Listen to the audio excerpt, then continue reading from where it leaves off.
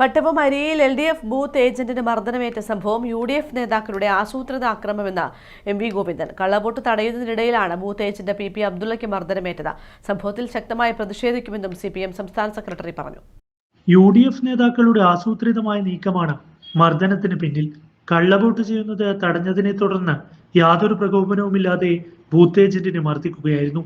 സംഭവത്തിൽ ശക്തമായ പ്രതിഷേധം അറിയിക്കുകയാണെന്നും തളിപ്പറമ്പ് സഹകരണ ആശുപത്രിയിൽ പ്രവേശിപ്പിച്ച അബ്ദുള്ളയെ സന്ദർശിച്ച ശേഷം CPM സംസ്ഥാന സെക്രട്ടറി MV ഗോവിന്ദൻ പറഞ്ഞു. CPIM പ്രവർത്തകരും LDFന്റെ ഏജന്റുമായിരുന്ന അബ്ദുള്ളയെ കള്ളവോട്ട് തടയുന്നതിന്റെ ഭാഗമായിട്ട് കള്ളവോട്ട് ചെയ്യാൻ വന്നിട്ടുള്ള ആളുകളെ വോട്ട് ചെയ്യാൻ അനുവദിക്കില്ല എന്ന നിലപാട് സ്വീകരിച്ചപ്പോൾ പുറത്തുനിന്നുള്ള UDFന്റെ ഗുണ്ടകൾ കയറി അബ്ദുള്ളയെ മൃഗീയമായിട്ട് മർദ്ദിച്ച് ഇവിടെ ആശുപത്രിയിൽ ഇപ്പോൾ അഡ്മിറ്റ് ചെയ്തിരിക്കുന്നു. വ്യാപകമായ കള്ളവോട്ട് ചെയ്യുന്നതിനു വേണ്ടി UDF ആസൂത്രിതമായിട്ട് പ്ലാൻ ചെയ്ത ഒരു പദ്ധതിയുടെ ഭാഗമായിട്ടാണ് ഇപ്പോഴിങ്ങനെയുള്ളൊരു കടന്നാക്രമം അവർ പ്ലാൻ ചെയ്തു.